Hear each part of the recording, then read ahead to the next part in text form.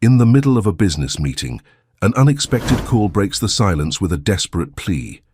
A child cries out for help, revealing a truth no one expected to hear. A powerful man watches his perfect life fall apart in seconds and in searching. For answers, he finds something money can never buy. Before you hear this touching story, don't forget to subscribe to the channel for more heartbreaking tales. At the top of the tallest building in New York City, with its mirrored glass reflecting the grey sky of an autumn afternoon, Richard Mitchell adjusted his Italian silk tie while observing the city that seemed so small below. At 42, he was the CEO of Mitchell Corporation, one of the fastest-growing technology companies in America. His life was a succession of important meetings, international trips, and decisions that moved millions. At that specific moment, he was in a video conference with Chinese investors interested in expanding their business in North America. Richard maintained a serious expression, eyes fixed on the computer screen, gesturing with calculated precision as he explained the tax benefits they would have by partnering with his company. "Gentlemen, I believe this partnership will bring exceptional benefits to both sides. Our local infrastructure combined with your technology." He was interrupted by the insistent ringing of his cell phone. Frowning, Richard glanced at the screen. Unknown number. He ignored it. He continued his presentation, but the phone rang again, and once more. "Excuse me, gentlemen, just 1 minute," he said in an irritated tone. He stepped away from the camera and answered, ready to end the call quickly. "Hello? Who's speaking?" His voice came out sharp. A brief silence followed by a sound that caught him off guard, the muffled cry of a child. "Daddy?" The voice was small, trembling, almost a whisper. Richard felt his body stiffen. Daddy. He had no children, or at least that's what he believed until that moment. "You've called the wrong number," he responded dryly, ready to hang up. "Daddy," Mommy fell on the floor. "She's not waking up right. We don't have food at home," the little voice continued, broken by sobs. "Mommy said you're my dad. Your name is Richard." It was like a punch to the stomach. Richard felt cold sweat running down his back. A name emerged, in his mind like a flash, a name he had deliberately erased from his memory for 6 years. "Laura. Who are you?" he asked, his voice losing its firmness. "Who is your mother?" "My name is Sophia. Mommy's name is Laura. Laura Carter." The phone almost slipped from his hands. Laura.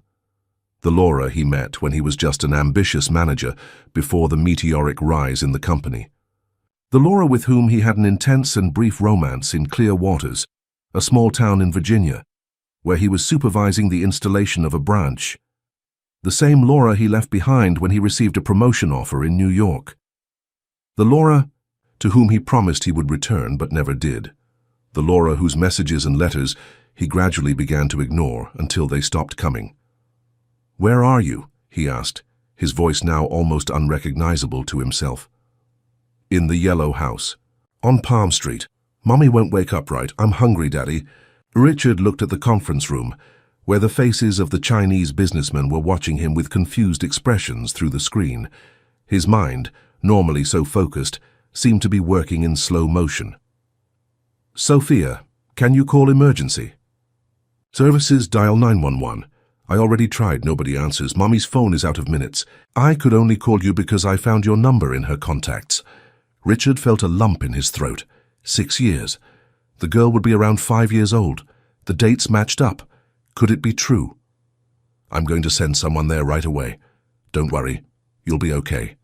Upon hanging up, Richard stood motionless for a few seconds, staring into space. His assistant, Marcus, entered the room at that moment. "Mr. Mitchell, the Chinese are asking if there's a problem. Cancel the meeting. Say a family emergency." "Came up," Richard replied, already dialing another number. "And call my pilot.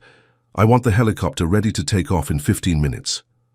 Marcus blinked, astonished. In 5 years working for Richard Mitchell, he had never seen him cancel an important meeting, much less mention any family issue.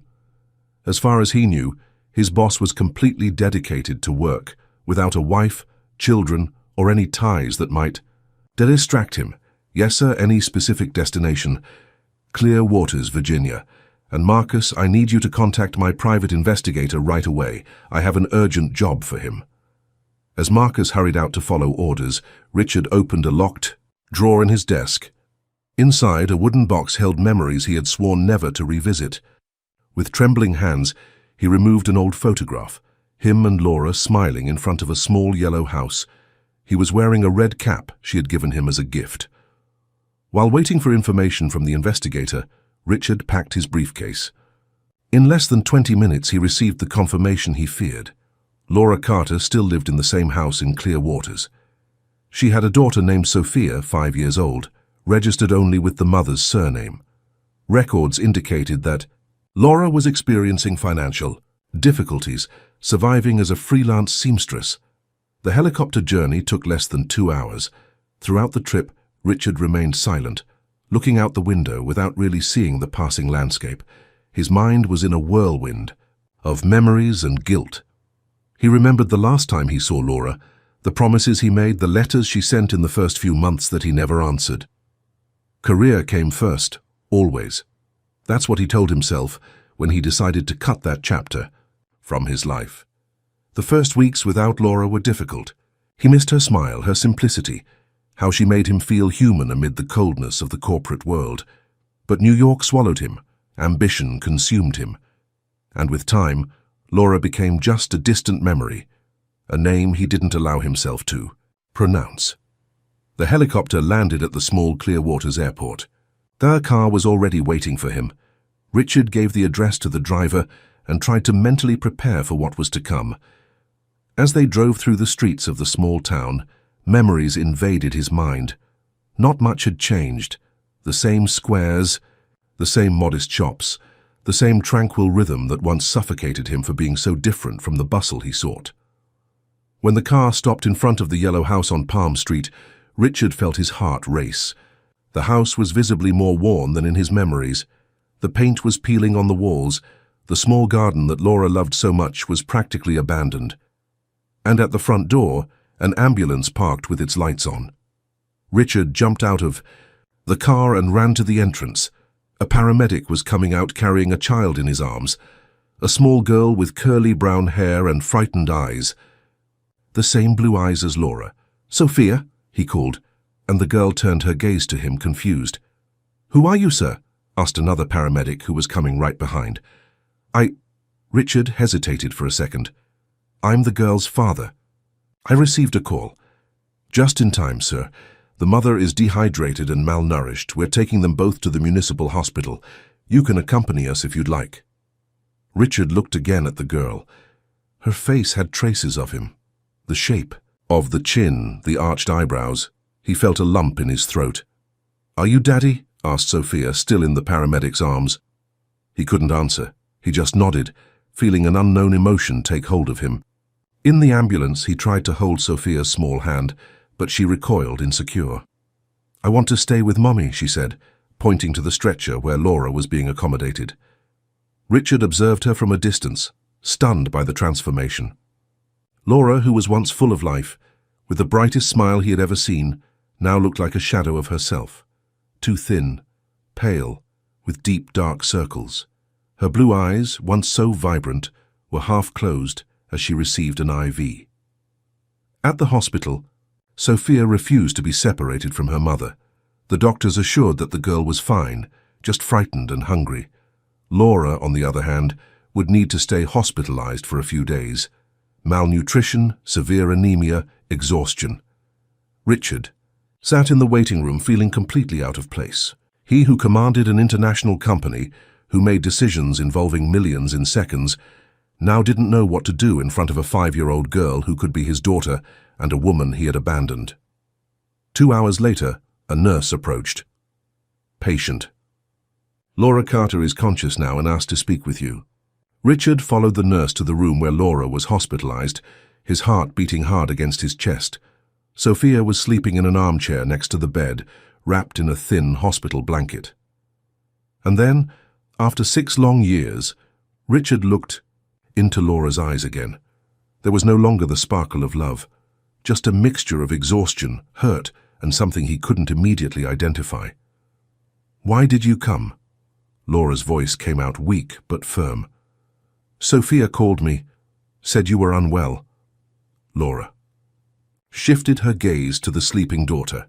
"I didn't want her to do that. I didn't want you to know. Why did you never tell me about her?" A bitter laugh escaped Laura's dry lips. "You think I didn't try? I went to New York when I was 4 months pregnant. The security guards at your company threw me out like I was some crazy person. You were already the big executive, couldn't be bothered. I sent letters throughout my entire pregnancy. I sent photos when she was born." Richard felt the blood freeze in his veins. It was true that he had instructed his secretary to filter personal correspondence, to bar unwanted visits, but he never imagined that Laura would try to find him in person. "I never received any of that. I never knew you came looking for me." "It doesn't matter anymore." Laura closed her eyes for a moment, tired. "Sophia didn't need you until now. I don't need you. If you want to meet her, I won't stop you. She deserves to know who her father is, but don't expect me to—" Her voice failed. The nurse entered at that moment, announcing that visiting hours were over. "Laura, Richard began, but she interrupted him. "Not today. I'm too tired. Please go away." He looked once, more at Sophia, sleeping peacefully, oblivious to the drama unfolding. A child who carried his blood. A child who grew up without knowing him. "I'll be back tomorrow," he promised, and this time it was a promise he intended to keep. As he left the hospital into the cold night of clear waters, Richard felt lost like never before. The cell phone vibrated in his pocket. Marcus, his assistant, asking when he would return to New York. There were important meetings scheduled for the next day, documents that needed his signature, decisions that only he could make. Richard looked at the starry sky of the small town, so different from the polluted sky of New York. Somewhere among those stars, there seemed to exist an alternative version of himself. A man who stayed, who didn't abandon Laura, who saw Sophia being born and grow up. A man who might be less rich, less powerful, but infinitely more complete. "I don't know when I'll be back," he simply replied, and hung up the phone. In the small inn where he managed to get a room for the night, Richard couldn't sleep. His mind was filled with unanswered questions, guilt, regret, and mainly with a certainty that grew every minute. His life, which he believed was perfect, had been built upon an emptiness that no professional success could fill. Morning arrived, with a different clarity in clear waters. Richard woke up early after a night of restless sleep, filled with fragmented dreams where Sophia called him Daddy and Laura watched him with accusing eyes.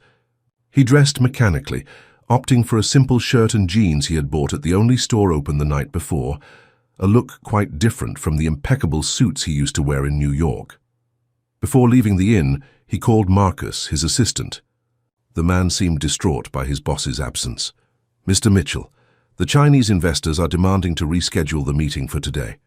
The board wants explanations about your absence, and there are 3 contracts that need to be signed by 4 p.m. "Transfer everything to Henry," Richard replied, referring to the company's vice president. "He has the authority to sign on my behalf. As for the Chinese, apologize, but say I'm resolving an urgent family matter." Family matter? Marcus couldn't hide the amazement in his voice. In 5 years, he had never heard his boss mention family. "Yes, Marcus, family," he responded firmly. "I'll be away for an indefinite period. Keep me informed only about the essentials. And send a car with some of my clothes and basic items to clear waters. Ask my housekeeper what I might need." After hanging up, Richard stopped at a bakery and bought various types of bread, cakes, and juices. He didn't know what Sophia liked, so he decided to bring a little of everything. On the way to the hospital, he stopped at a toy store and, after a few minutes of indecision, bought an articulated doll and a coloring book with colored pencils. Upon arriving at the hospital, he found Laura sitting on the bed looking a bit better. Although still pale, Sophia was by her side, eating a simple hospital meal without much enthusiasm. "Good morning," he said hesitantly. Laura just nodded. Sophia looked at him with curiosity but said nothing. "I brought some things for you," he continued, placing the bags with food on the bedside table. "And also this for you, Sophia." The girl observed the colorful package he extended to her, looked at her mother as if asking permission, and only after Laura nodded slightly did she take the gift. Her eyes lit up when she saw the doll and coloring. Materials. For a brief moment Richard glimpsed a smile that was absolutely identical to Laura's when he first met her. He felt a tightness in his chest. "What do you say, Sophia?" Laura murmured. "Thank you, sir," replied the girl, hugging the doll against her chest. "Sir." The word hit him hard. Not Dad, not even Richard. Just sir, as if he were a complete stranger. And wasn't that exactly what he was to her? "You can call me Richard if you want," he said, trying a smile. At that moment a doctor entered the room. She introduced herself as Dr. Helen and explained Laura's condition. "Mrs. Carter is responding well to treatment, but she's still quite debilitated. Severe anemia, moderate malnutrition, chronic exhaustion. She needs rest, proper nutrition, and some medications I'll prescribe. I recommend at least a week of complete rest." "I can't go a week without working," Laura protested weakly. "I have 3 sewing orders to deliver by Thursday." "Mommy is a seamstress," Sophia explained proudly, looking at Richard. "She makes the most beautiful dresses in the world." Richard felt a wave of shame. While he lived in his penthouse apartment in New York, with a team of employees at his disposal, Laura struggled alone to raise their daughter with sewing jobs. "Don't worry about that now, Laura," he said. "The important thing is for you to recover." Laura gave him a suspicious look. "And how will I pay the rent? The bills? Sophia's school?" "I'll take care of that." "I don't want your money, Richard," she replied firmly, despite her weak voice. "Not after so long. It's the least I can do. Sophia is my responsibility too." The doctor, sensing the tension, suggested they continue the conversation later. She explained that Laura would be discharged the next day, but would need to maintain rest at home and return for follow-up exams. When the doctor left, a heavy silence took over the room. Sophia, oblivious to the tension between the adults, had begun to color a page in her new book.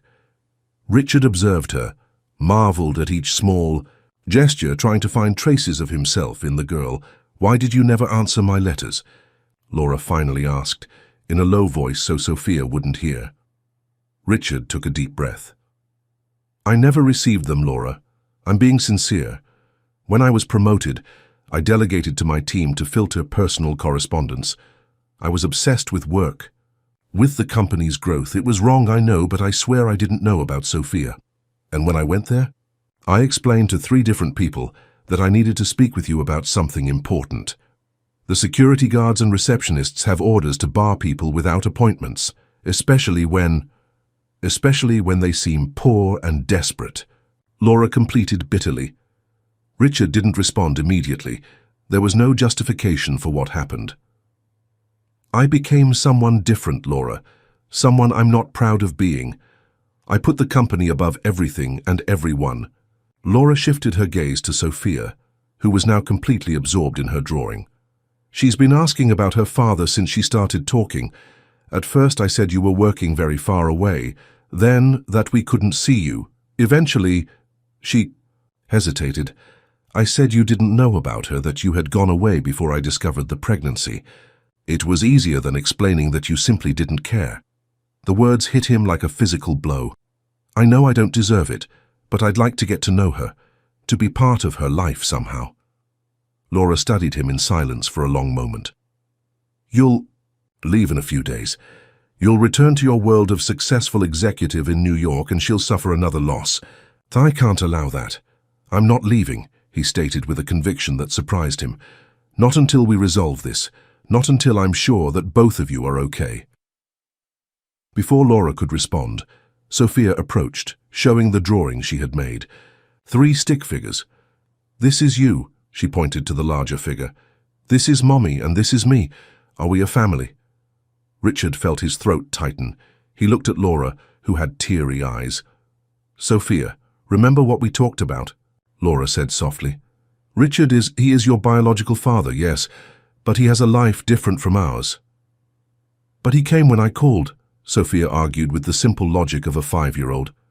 He brought food and presents. Richard knelt to be at the girl's height. Sophia, the words seemed inadequate. I would very much like to get to know you better. To be part of your life, if your mother allows. Sophia looked at Laura, then back at Richard. Will you live with us? Laura intervened quickly. No, sweetheart. Richard has his own house in New York, but maybe he can visit us from time to time. Sophia's face lit up at this possibility. Richard felt a mix of joy and pain. How could he have missed 5 years of this child's life? That afternoon, while Laura rested, Richard took Sophia to the small hospital garden. The girl, initially shy, soon began to open up. She told him about her school, about the pet cat named Mimi, about how she helped her mother by sorting colored threads for sewing. Mommy works a lot, Sophia said, swinging her legs on the bench where they were sitting. Sometimes she falls asleep at the sewing machine. I put a blanket on her. Richard felt his heart tighten again. Sophia, do you know why your mom is in the hospital? The girl lowered her eyes. Because she wasn't eating right. She always gives the food to me when there's little. Richard took a deep breath, fighting against emotion. The image of Laura going hungry to feed her daughter was unbearable. That won't happen anymore, he promised, gently holding Sophia's small hand. I'll help you now. Are you rich? Sophia asked with the frankness typical of children. Richard couldn't avoid a sad smile. I do have money, yes. Then why did you never send money to us? Mommy said some children have fathers who live far away but send money every month. The innocent question was like a knife stab. How to explain to a 5-year-old child concepts like negligence, selfishness, excessive ambition. I didn't know about you, Sophia. If I had known, I would have helped from the beginning. Sophia considered this for a few moments, then nodded, accepting the explanation with the ease that only children possess. Can you wear a red cap tomorrow? She asked, completely changing the subject. Richard was confused. Red cap? Mommy has a picture of you with a red cap. She keeps it in her sock drawer. She doesn't know I saw it. Richard felt a lump in his throat. Laura had kept that photo all these years. I'll try to find one, he promised. Back in the room, they found Laura awake, looking visibly better after a few hours of proper sleep. Mommy, Richard said he'll buy ice cream for me tomorrow. Sophia announced cheerfully upon entering. Laura gave Richard a questioning look. If it's okay with you, he added quickly. We'll see, Laura responded cautiously. Sophia, why don't you go show your drawing to Nurse Julia? She said she wanted to see it. When Sophia left, Laura adjusted herself in bed. Richard, I need you to understand something. I don't want her to create expectations that you won't fulfill. If you intend to be part of her life, you need to be consistent. You can't show up with expensive gifts today and then disappear for months. I understand. And I want you to know that my intentions are serious. Your intentions were always serious, Laura retorted, but your priorities were always elsewhere. The silence that followed was interrupted by the ring of Richard's cell phone. It was Marcus again. He rejected the call. Aren't you going to answer? It must be important, from your company. It can wait, he replied, putting the phone on. Silent? Laura, I know I don't deserve your trust. I don't even know if I'll ever earn your forgiveness. But Sophia is my daughter too, and I want to do the right thing now. After 5 years. I know I arrived too late, that I missed precious moments. The first smile, the first steps, the first words. Nothing will bring that back. But there are still so many firsts ahead. First day in real school, first tooth that falls out, first bicycle without training wheels. Laura studied him in silence, as if trying to see beyond the surface, looking for signs of the Richard she had known years before. The simple, ambitious but kind man, who made her laugh and looked at her as if she were the most special woman in the world. You've changed, she said finally. Yes, he admitted. Not for the better, but being here, meeting Sophia, this is making me question everything. At that moment, Sophia returned to the room, carrying a small bouquet of flowers picked from the hospital garden. Look, Mommy, to make you happy. Laura smiled, the first genuine smile Richard had seen since he arrived. He realized how much he had missed that smile, like a sun after a long winter. The rest of the afternoon passed quietly. Richard stepped out briefly and returned with real food to replace the hospital meals. They ate together, and for a few moments, to an outside observer, they might have looked like a normal family sharing a meal. In the evening, when visiting hours ended, Richard was reluctant to leave. "Can I come back tomorrow?" he asked, both to Laura and to Sophia. "Yes," Sophia answered enthusiastically before Laura could say anything. "And don't forget the ice cream." "Sophia," Laura gently reprimanded her. "It's okay," Richard assured. "See you tomorrow then." When he was at the door, he heard Sophia's voice. "Good night, Richard, Daddy." He stopped, feeling an emotion he had never experienced before. He turned with a trembling smile and replied, "Good night, Sophia." Back at the inn, Richard made some decisions. First, he called Marcus and gave clear instructions. He would be away for at least 2 weeks. Henry would temporarily take command. Then, he contacted his personal lawyer to discuss paternity issues, retroactive child support, and possible legal arrangements. Finally, he opened his laptop and began researching houses available for rent in Clearwaters. He couldn't stay at the inn indefinitely, and he would need an adequate space to receive visits from Sophia. As he browsed through real estate listings, he found himself imagining something he never thought he would desire: a simple life away from the skyscrapers of New York. A life where he could hear Sophia call him Dad every day. A life where perhaps Laura could look at him again without hurt in her eyes. It was a frightening thought for a man who had built his entire identity around professional success. Richard Mitchell, the relentless executive, the visionary, the man who had no time for family or feelings. Now, in a simple room of an inn in a small town, that man was beginning to crumble, giving way to someone he didn't recognize yet. Someone who cared more about a 5-year-old girl's drawing than about $1 million contracts. The next morning, Richard woke up to a text message. It was from the hospital, sent at Laura's request. She would be discharged at 10 a.m., and although she didn't want to bother him, she had no way to get home with Sophia. The taxi would be too expensive for her current budget. Richard smiled. It was a small sign, tiny even, that Laura was willing to accept at least a little of his help. It was a start. Before leaving the inn, he stopped at the convenience store next door and bought the only red cap he found. It wasn't designer brand, like the ones he used to wear in his rare moments of leisure, but it would serve the purpose. He put on the cap, looked at himself in the mirror, and for a brief moment saw the man he had been 6 years before. The man Laura had loved. The man who could still be the father Sophia deserved. With that thought, he headed to the hospital, prepared to take the first steps in a journey he never imagined he would make, that of reclaiming the right to be part of a family he himself had abandoned. The drive to Laura's house was silent. Richard drove the rental car carefully, occasionally looking in the rearview mirror at Sophia, who was playing with her new doll in the back seat. Laura, seated in the passenger seat, kept her eyes fixed on the window, as if the familiar landscape of Clearwaters was the most interesting thing in the world. "It's here," she finally said, pointing to the small yellow house Richard already knew from the old photographs. He parked and helped Laura out of the car, noticing how she trembled slightly at the touch of his hands. Sophia jumped out animatedly, running to the front door. "Mimi, we're back," called the girl, looking for the pet cat. The house was exactly as Sophia had described over the phone, practically without food, with clear signs of financial difficulties. The furniture was simple and worn, but everything was impeccably clean and organized.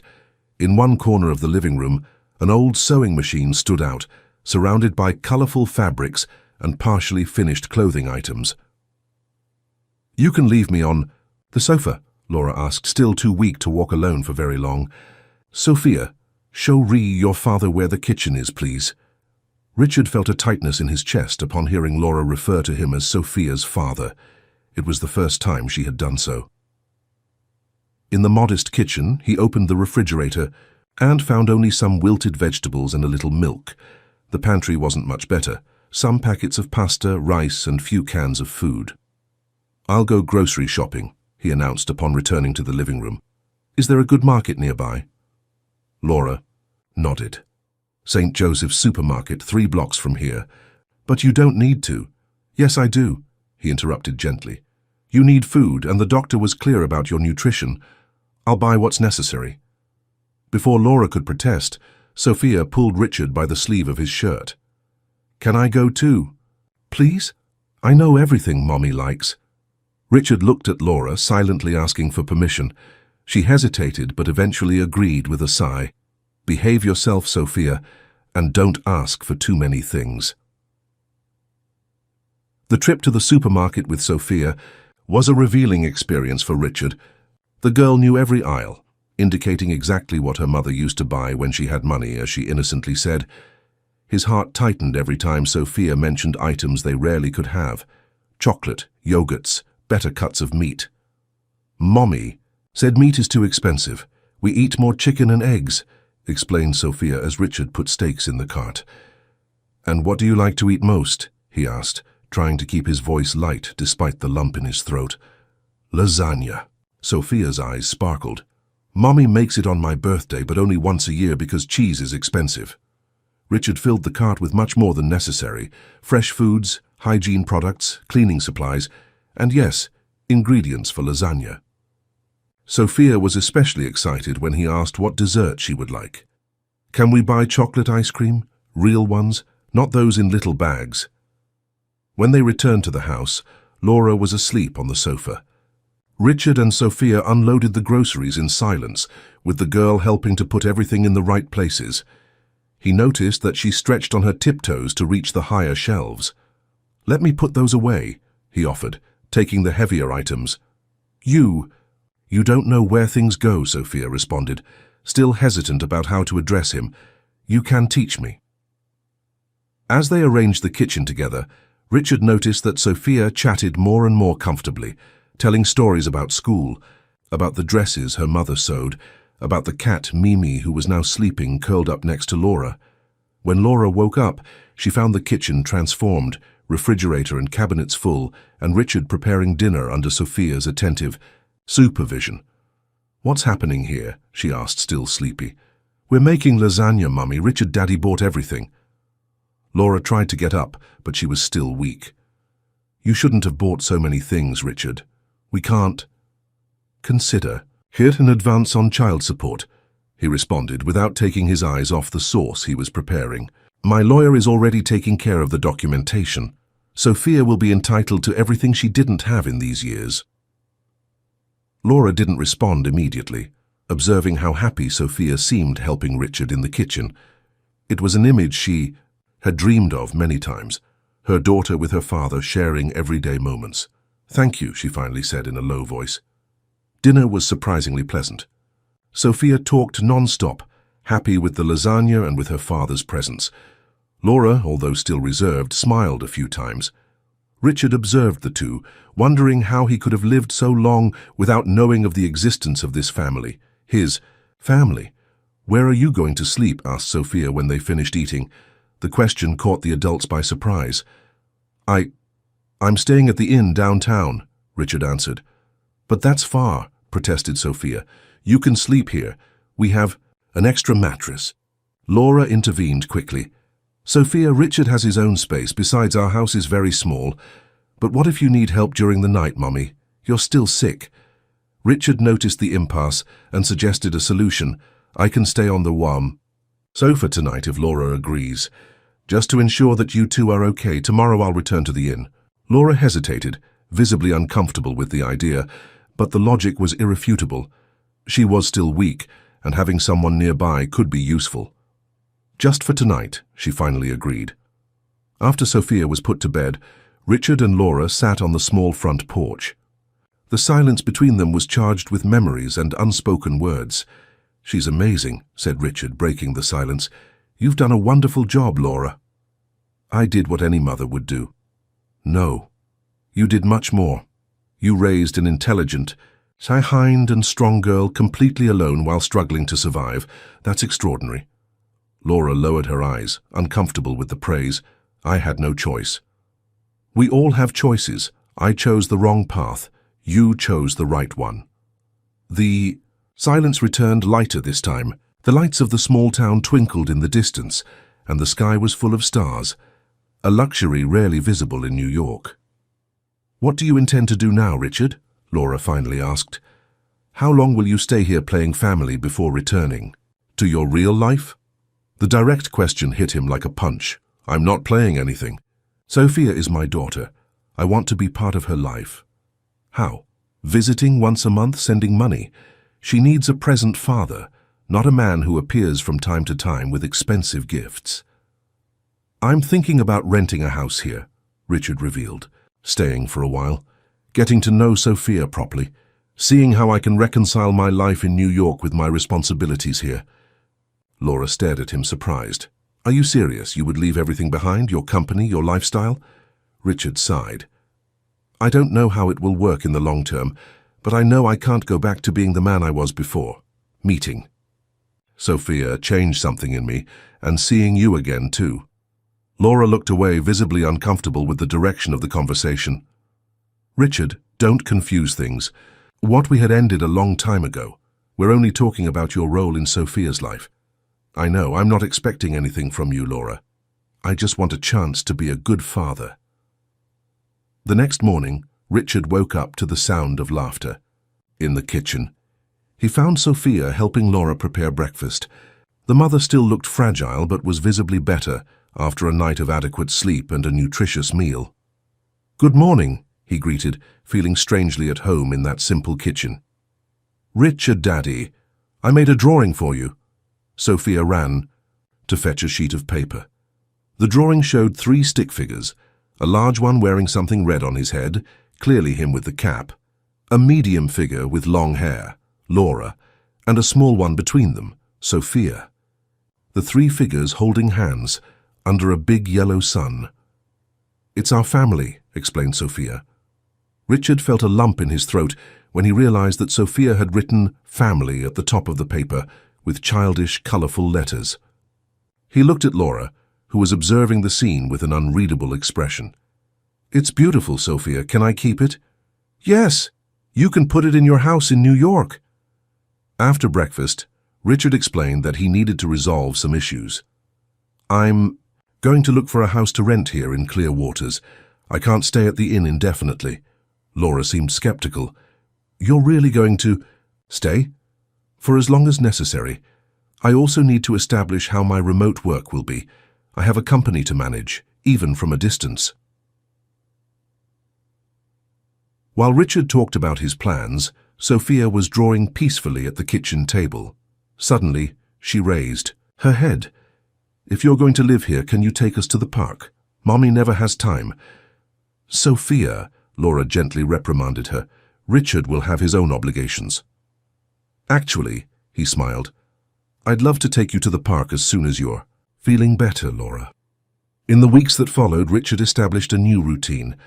He rented a comfortable house not far from Laura and Sophia, bought a car more suitable for the small town, and began to work remotely, reserving a few hours a day for video conferences and important company decisions. The rest of the time, he dedicated to getting to know his daughter. He took Sophia to school in the morning, when Laura had urgent sewing orders. In the afternoons, he often picked up the girl and they spent time together in the park, at the ice cream parlor, or simply talking and drawing. Laura observed this growing closeness with conflicting feelings. On one hand, she was happy to see Sophia's happiness. On the other, she feared the moment when Richard would inevitably return to New York, leaving an even bigger void in her daughter's life. "You can't continue like this forever," she commented one afternoon as they watched Sophia playing in the park. "Your real life is in New York." Richard looked at her seriously. "This here is my real life now, Laura. New York, the company, all of that is important, yes, but I discovered that I can manage a lot of things from a distance, and what I can't, well, maybe it's not as essential as I thought." "Until when?" Laura insisted. "Until you get tired of playing small-town dad? Until the novelty wears off." The harshness in Laura's words hurt him, but Richard understood her distrust. "I can't prove my intentions with words," he responded calmly. "Only with time and consistent actions. I'm here now and I intend to stay." The rest only the future will tell. That night, after taking Sophia and Laura home following an outing, Richard reflected on how his life had changed in such a short time. His cell phone rang. It was Henry, the vice president of his company. "The Chinese are insisting on a face-to-face meeting, Richard. They say they won't close the deal without looking you in the eyes. There's 200 million at stake." Richard looked at Sophia's drawing hanging on his refrigerator. The Stick family smiled at him under the yellow sun. "Schedule it for 2 weeks from now. I'll travel to New York for 3 days. No more than that." Upon hanging up, Richard realized he had made a decision without even thinking. For the first time in his career, a multi-million-dollar deal was not his highest priority. The thought both frightened and reassured him. He was about to send a message to Laura informing her about the trip when he noticed an envelope that had been slipped under his door. Inside, he found a small piece of red fabric with delicate embroidery, forming the words, "Welcome to Clear Waters." Laura's work was unmistakable. Richard smiled, feeling a timid hope born in his chest. It was just a small gesture, but it meant that perhaps, just perhaps, there was room for more than just practical arrangements about Sophia. With the fabric still in his hands, Richard looked again at the drawing on the refrigerator. The Stick family seemed to smile even more at him now. It was a smile full of possibilities. The trip to New York proved more difficult than Richard had anticipated, not because of business, that flowed with surprising ease, but because of the constant feeling that he was in the wrong place. The penthouse apartment, which was once his refuge, now seemed cold and impersonal. The board meetings, which used to energize him, seemed endless. Even meals in sophisticated restaurants had lost their special flavor. "You're different," observed Marcus as they organized documents after signing the contract with the Chinese investors. "How so?" "More human," replied the assistant with a discreet smile. "Less work machine and more person." Richard didn't respond, but he knew Marcus was right. With each hour that passed in New York, his thoughts returned to Clear Waters, to Sophia and her endless stories, to Laura and her shy smile that was beginning to reappear. The night before his return, he convened an extraordinary meeting with the board. Some executives exchanged confused looks when Richard announced his decision. "I will be working remotely from Virginia for the next few months. I'll come to New York only for essential meetings. Henry will assume as interim CEO during this period."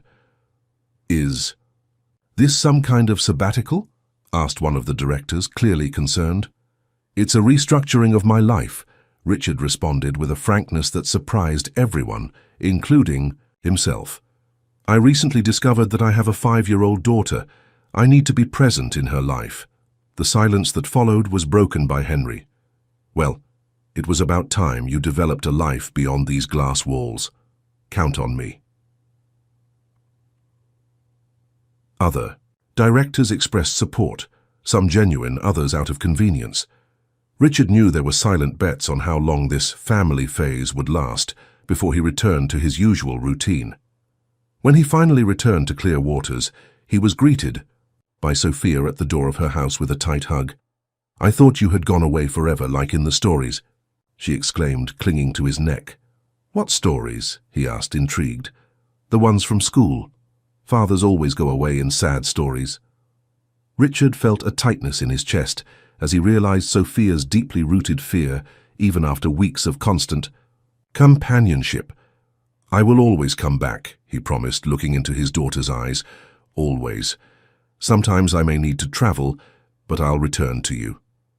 Laura observed the scene from the door, with an expression divided between tenderness and caution. "How was the trip?" she asked as Richard entered. "Productive and definitive." "What do you mean?" Laura frowned. "I reorganized the company. I'm going to stay here in Clear Waters for an indefinite time. Henry will assume as interim CEO. Laura paled. "You're abandoning your company? Why?" "I'm not abandoning anything," Richard smiled, putting Sophia on the ground. "I'm just changing priorities. I'm still the chairman of the board. I still make important decisions. I just don't need to be physically there every day." That afternoon, while Sophia was doing her homework, Richard handed Laura an envelope. "What is this?" The official documentation for child support and recognition of paternity, retroactive to all these years.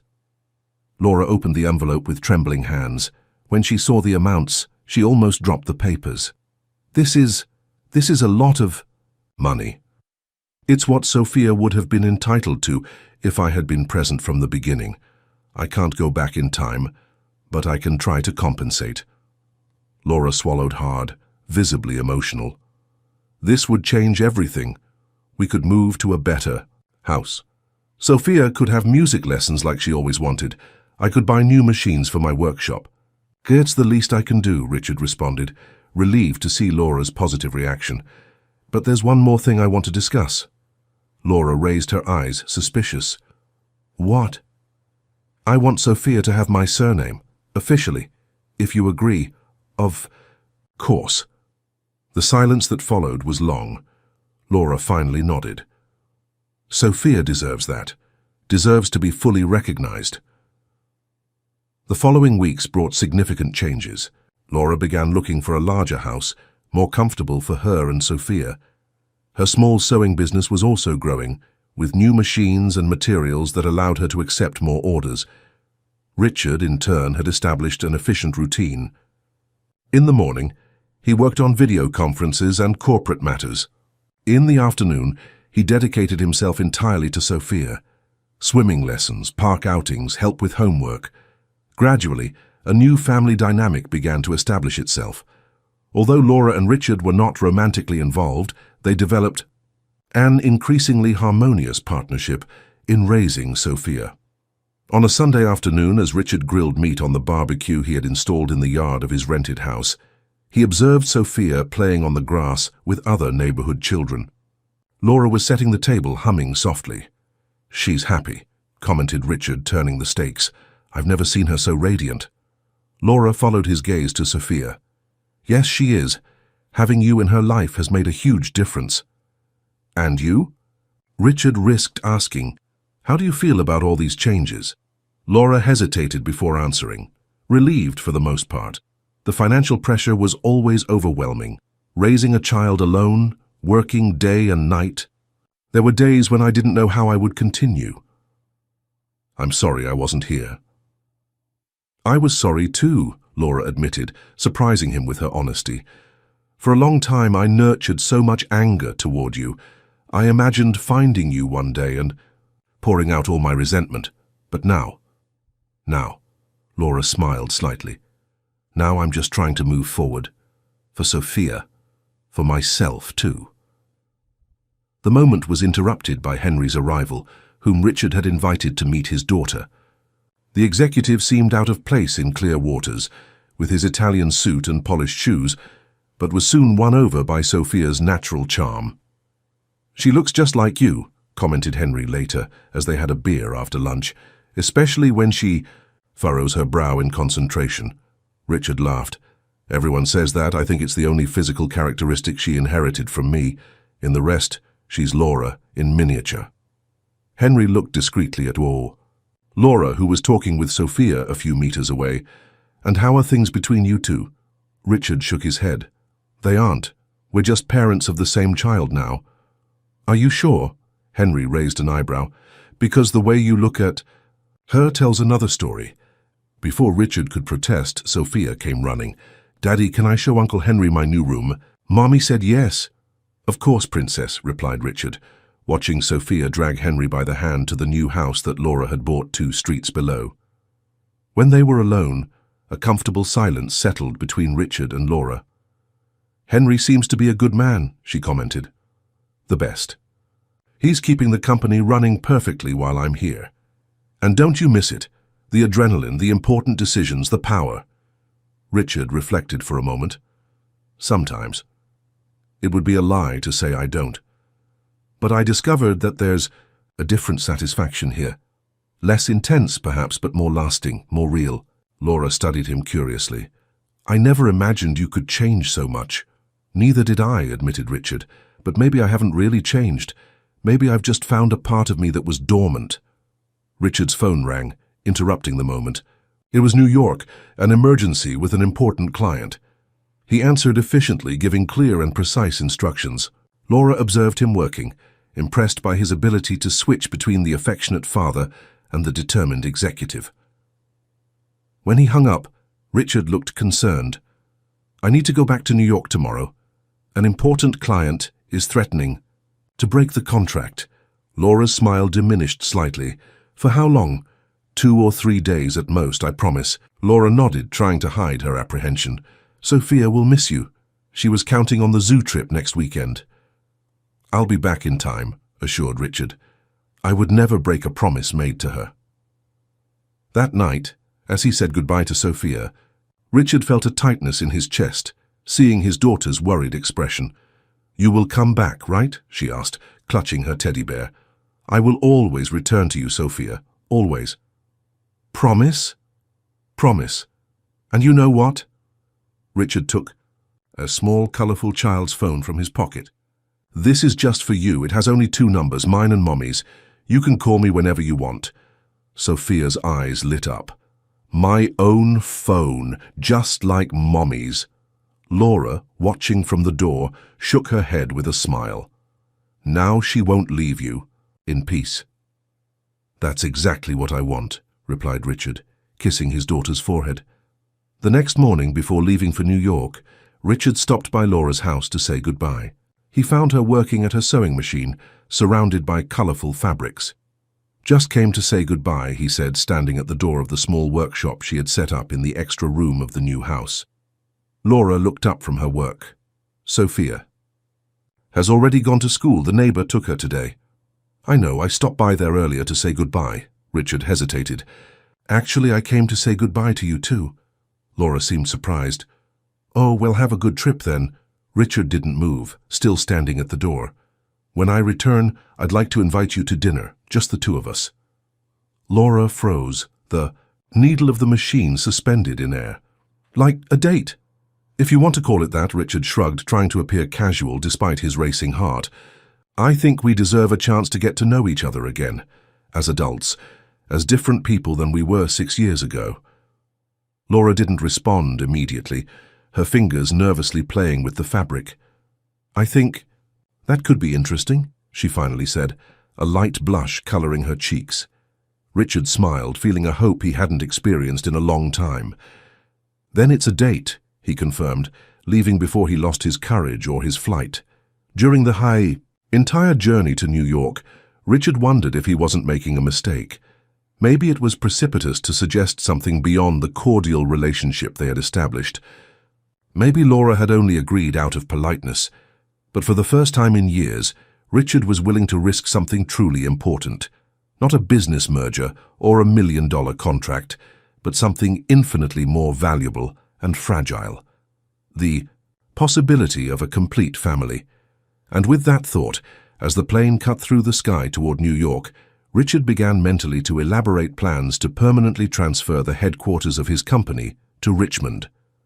It would be a risky move, would cause turbulence in the financial market, and would certainly encounter resistance among shareholders. But as he had learned in recent weeks, some bets were worth any risk. Winter arrived in clear waters with an icy gentleness that contrasted with the cutting cold of New York. 6 months had passed since Richard first met Sophia, and the transformation in his life was profound. The partial transfer of the company headquarters to Richmond faced resistance as expected, but also revealed surprising support. Henry proved to be not just an ally, but a true friend, managing the transition with skill. Some directors resigned, unable to accept the new direction, but were replaced by local talent who brought fresh perspectives. Richard had established a routine he would previously have considered impossible. 3 days of the week at the office in Richmond, 2 working from home in clear waters, with monthly trips to New York. Productivity hadn't fallen. On the contrary, his mental clarity and decision-making capacity seemed enhanced. "It's because now you don't live just to work," commented Laura one night, as they dined on the porch of the house he had bought 2 blocks from hers. The dinners had become frequent in recent weeks. They began as formal, almost professional meetings to discuss matters related to Sophia. They evolved into conversations about books, movies, old dreams, and gradually they transformed into moments of genuine reconnection. Maybe, Richard agreed, serving more wine for Laura. Or maybe it's because I learned to delegate, to trust that the world won't collapse if I don't control every detail. Laura smiled, observing him with a mixture of curiosity and admiration. Remember the first time we met at the university party? Richard laughed, leaning back in his chair. How could I forget? You spilled punch on the only suit I owned at the time. And you were so annoyed. I thought you were going to sue me for moral damages, Laura joked, her eyes shining with the memory. But then the following week you showed up at my classroom with a box of store-bought punch. To practice how to hold a cup without disasters, Richard completed, quoting the note he had written. God, I was so pretentious. You were charming in your arrogant way, Laura admitted, twirling the glass between her fingers. Ambitious too, always talking about changing the world. And I ended up just accumulating money, Richard reflected without self-pity, building an empire that almost completely consumed me. A comfortable silence hovered between them. In the distance, they could hear Sophia chatting animatedly with the nanny Richard had hired for the nights when he went out with Laura. You're rebuilding now, Laura said softly. Not just the company, but yourself. Richard extended his hand across the table, lightly touching Laura's fingers. She didn't pull away. I still have much to rebuild, much to prove. Laura intertwined her fingers with his, a small but significant gesture. For Sophia or for me? For both, he answered honestly, but mainly for myself. Richard's phone rang, breaking the moment. He ignored it. It could be important, Laura observed. Nothing is more important than this moment, replied Richard, completely turning off the device, a symbolic gesture that didn't go unnoticed by Laura. Later that night, taking Sophia home, Richard felt a peace he had never experienced. The girl slept in his arms, confident and secure, while Laura walked beside him, their hands occasionally touching. She asked something curious today, commented Laura in a low voice so as not to wake her daughter. She asked if we could all live in the same house like Julia's family, her friend from school. Richard felt his heart accelerate. And what did you answer? That we are a different family, that Daddy and Mommy like each other very much, but live in separate houses. Richard stopped walking, turning to Laura with intensity in his gaze. And if we could change that? Laura sighed. Richard. I'm not proposing anything hasty, he quickly assured. I just want to know if you consider it possible. Someday. Laura observed the sleeping daughter before answering.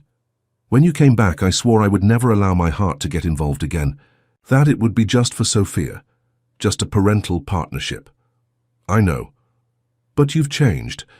Or maybe you've just rediscovered who you were before ambition consumed everything, Laura admitted softly. And I can't deny that there's still something between us. Richard felt a wave of hope.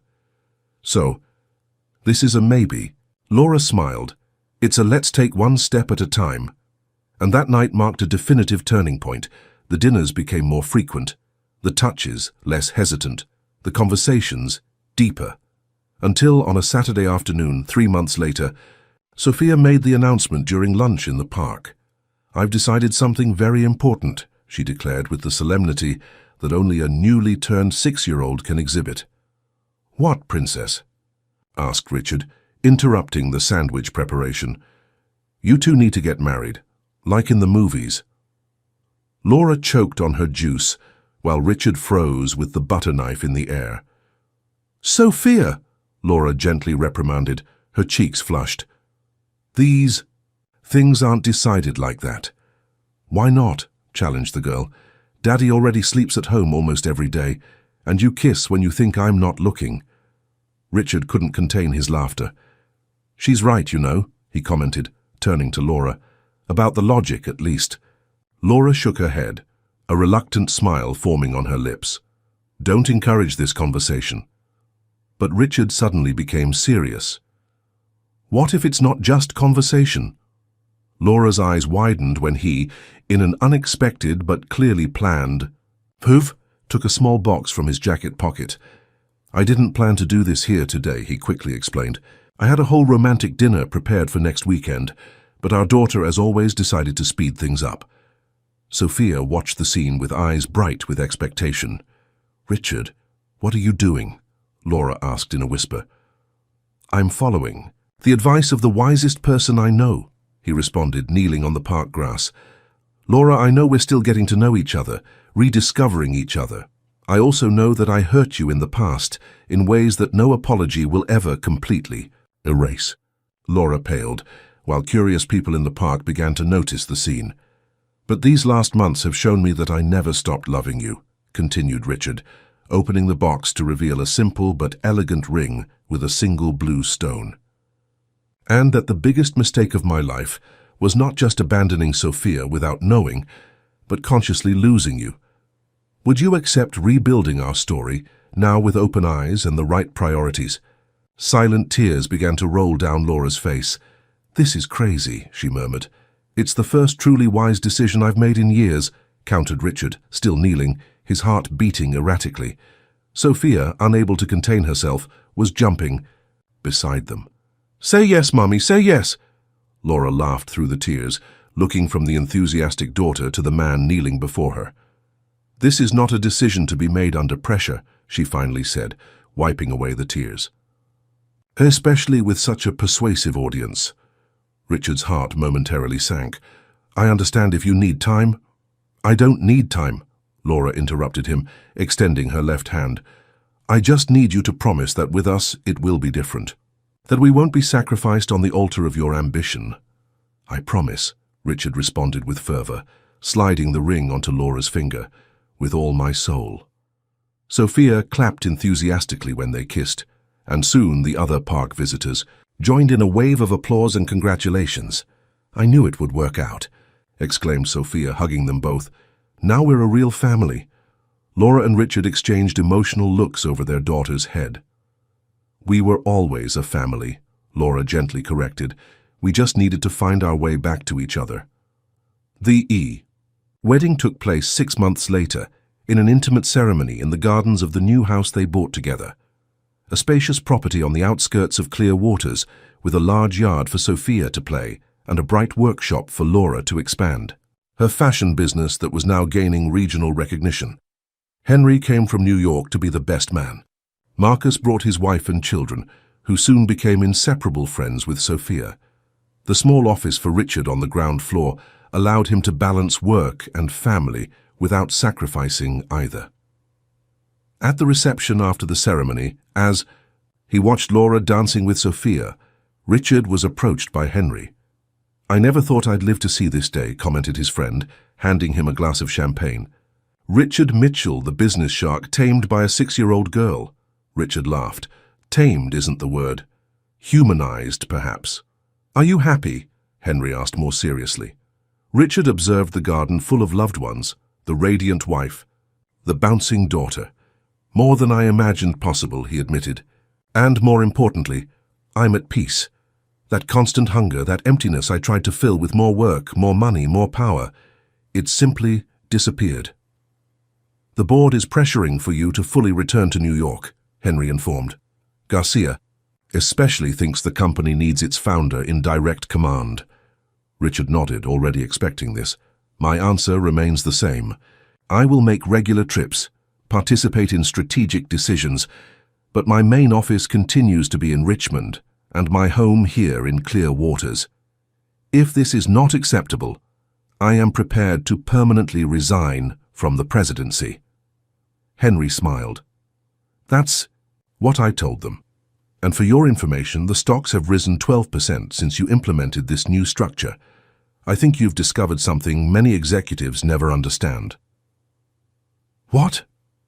That being a complete human being makes you a better leader than being a work machine. The conversation was interrupted by Sophia, who came running to pull Richard. Daddy, come dance with us. Laura was waiting for them on the small improvised dance floor, more beautiful than ever in her simple white dress, designed and sewn by herself. As he led his wife in a slow dance, with Sophia twirling around, Richard reflected on the unlikely journey that had brought him here. A late call from a small hospital, a girl with enormous eyes and disconcerting questions, a woman who had the courage to offer him a second chance. "What are you thinking about?" Laura asked, noticing his distant look. "About how unpredictable life is," he responded honestly. "A year ago, I was alone in a penthouse apartment, surrounded by empty achievements." Laura smiled, resting her head on his shoulder. "And now?" Richard looked at Sophia, who was trying to teach some dance steps to an awkward Marcus, at the garden where they would build memories in the years to come, at the woman in his arms who represented not just his recovered past, but his luminous future. "Now I'm exactly where I should be, finally home." 5 years later, when Sophia turned 11, the family traveled to New York for the inauguration of the new cultural center, funded by the foundation that Richard and Laura had created. While visiting the space, Sophia firmly held the hand of her little 3-year-old brother Peter, patiently explaining the sculptures and paintings. "Do you think they understand how much their lives changed because of that phone call?" asked Laura, observing the children with tenderness. Richard embraced his wife by the shoulders, contemplating the extraordinary path they had traveled. "I think one day Sophia will understand that a simple phone call can change destinies, reconnect separated souls, and transform a lost man into someone complete." That night, as he settled the children in the hotel, Richard received a call from Clear Waters. It was the doctor who had called him on that fateful day. "Dr. Charles." "What a surprise." "I just wanted to know how things are, Richard. I often think about your family." Richard smiled, watching Laura tell a story to the children in the nearby bed. "We're well, Doctor." "Very well. And you know something? I never properly thanked you for that phone call." The doctor laughed on the other end of the line. "Sometimes all we need is someone to remind us of our responsibilities. The rest is choice." And as he hung up the phone to join his family, Richard knew he had made the right choice. Not the easiest, not the most obvious, but the only one that truly mattered. 5 years have passed since Richard received that unexpected phone call that changed his life forever. Today, as he watches Sophia helping her little brother Peter build a sandcastle on the beach in the Hamptons during their family vacation, he can't imagine what his life would be like without them. Laura approaches with a tray of juices, sitting beside him on the beach mat. "What are you thinking about?" she asks, noticing his contemplative look. "About how a single phone call can change everything," replies Richard, taking her hand. "One moment, one decision, one chance to start over." Laura smiles, squeezing his fingers between hers. "You know what Sophia told me yesterday? That she wants to start a channel to tell stories like ours. Stories that change lives," she said. Richard laughs, watching his daughter now teaching her brother how to decorate the castle with seashells. And you, dear reader, who has followed our journey up to here, perhaps you also have your own story of new beginnings to tell. Or maybe you're waiting for that phone call that will change everything. Laura tilts her head, curious about her husband's monologue. "Who are you talking to?" Richard smiles, looking directly at you. "To all those who have accompanied us this far, who laughed, cried, and rooted for our family."